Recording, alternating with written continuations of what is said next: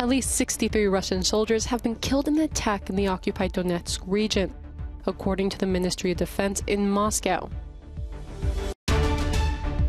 Thousands of people have been queuing to pay their respects to the former Pope Benedict XVI, who died on New Year's Eve, aged 95.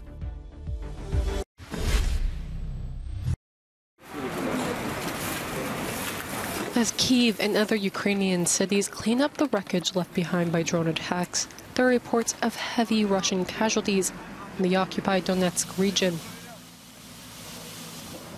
The Ministry of Defense in Moscow said at least 63 soldiers have been killed in the attack. They were said to have been recently mobilized recruits staying at a technical school, where ammunition was also stored.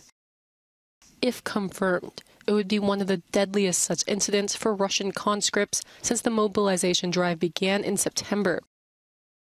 It comes after further airstrikes on Ukraine by Russian forces over the weekend.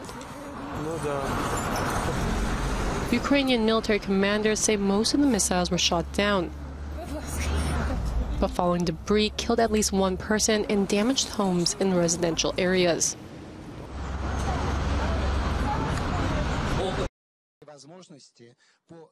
Russian gas company Gazprom announced that its exports dropped by nearly 50% in 2022. In a statement, Chairman Alexei Miller admitted a major factor in the drop was European countries' decision to wean itself off Russian gas, caused by Moscow's invasion of Ukraine. It is Gazprom's lowest export rate since the year 2000. But despite the setback, it's not all bad news for the company. This new gas field in southern Siberia will be used to supply gas to the Chinese and Indian markets. Asian countries profited from the falling gas prices, and Gazprom was on hand to provide. As for many countries in Europe, reducing dependency on Russia is a priority. Finland installed its first liquefied natural gas terminal last Wednesday. Germany also in 2022 installed its first terminal, with 5 more planned in the pipeline.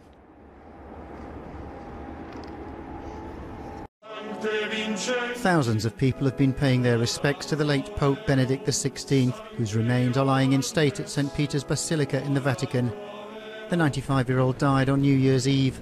Mourners started queuing hours before his body was transferred from the nearby monastery where he passed away.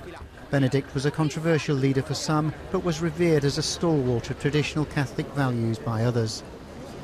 He was both a great and humble person. Everybody could understand him. But I would say that it was this. He was not afraid to face the questions of today. He was very open in that regard. For me, he was an innovator, mainly because he was the keeper of what the faith of the Church has been for 2,000 years. Benedict led the Catholic Church for 8 years before stepping down due to ill health in 2013. His body will lie in state for 3 days. The online reactions to the death of Pope Benedict XVI have been rather mixed. That's largely due to the perception that he could have taken more action against sexual abuse claims that have rocked the Church before and during his papal tenure. Take a look at this, for example. It's a statement put out by SNAP, a survivors network for people who faced abuse in the Church. In it, they directly accuse the former Pope of being an abuse enabler, saying that Benedict was more concerned about the Church's deteriorating image and financial flow than making true amends to victims of abuse. And it's not just alleged claims of impropriety while he was Pope.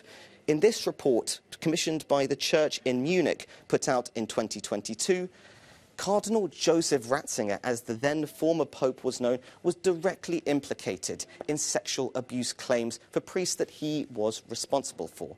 Now, he's always denied any wrongdoing personally. However, it's the scale of some of these allegations that have made people angry online. The same report notes how at least 497 victims were involved, more than half of whom were between the ages of just 6 to 14. Now, on the other hand, some online have sought to defend the former Pope, with starting the process of kicking out or defrocking abusive priests from the Church. However, for many victims groups, firing certain abusive priests is never going to be enough to atone for some of the serious crimes that they committed. For these people, Benedict's death is not a moment to remember his life, but is another painful reminder of tragic events. Smoke seen billowing from a Mexican prison near the U.S. border after an attack that left at least 14 people dead, including 10 guards. On New Year's Day, 6 vans carrying armed men pulled up to the prison as families waited outside to visit loved ones.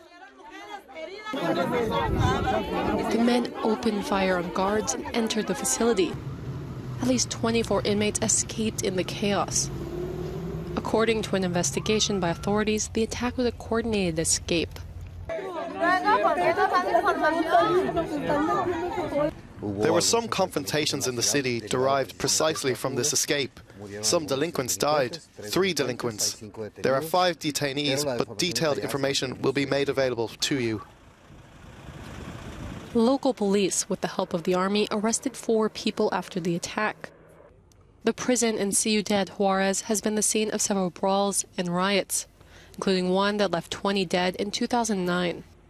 It also houses members of armed cartels, which have been battling for control over the region for over a decade.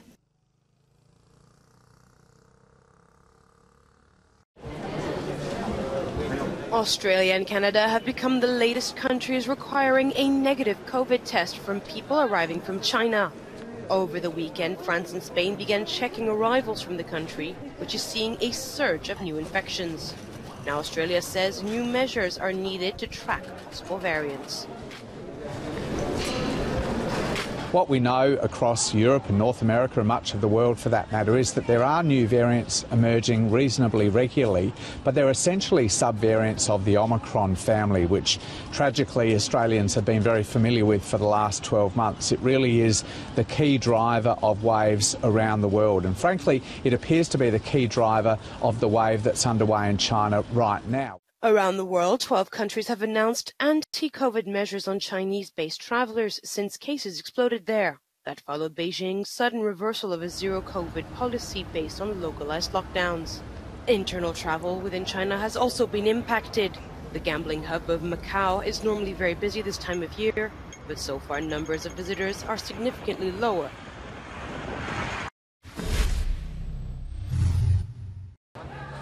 Jeremy Renner, the U.S. actor who plays the sharp-eyed shooter Hawkeye in the Marvel franchise, is said to be in serious but stable condition after an accident believed to have occurred at his home in Nevada.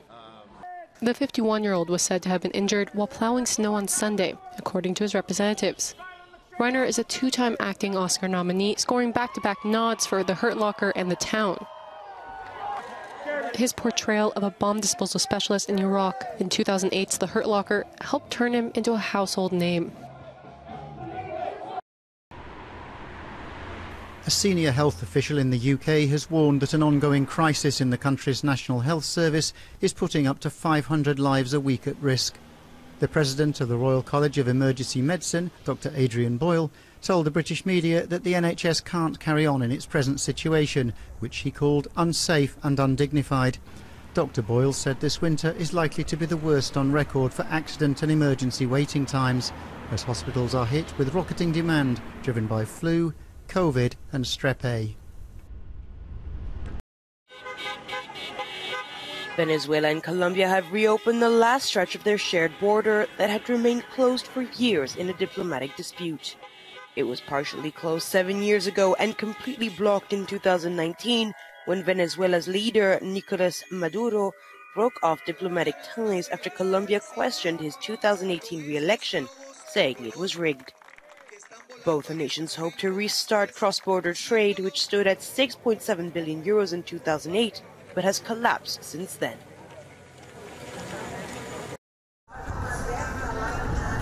The Brazilian city of Santos is preparing to mourn football legend King Pelé. Thousands of his fans are expected to gather at the local stadium before his remains will arrive to the final resting place of the city's Necropole Memorial. Born in 1940 as Edson Arantes do Nascimento, Pelé was undisputedly one of the world's greatest sports superstars and the only football player in history to win 3 World Cups, in 1958, 1962, and 1970.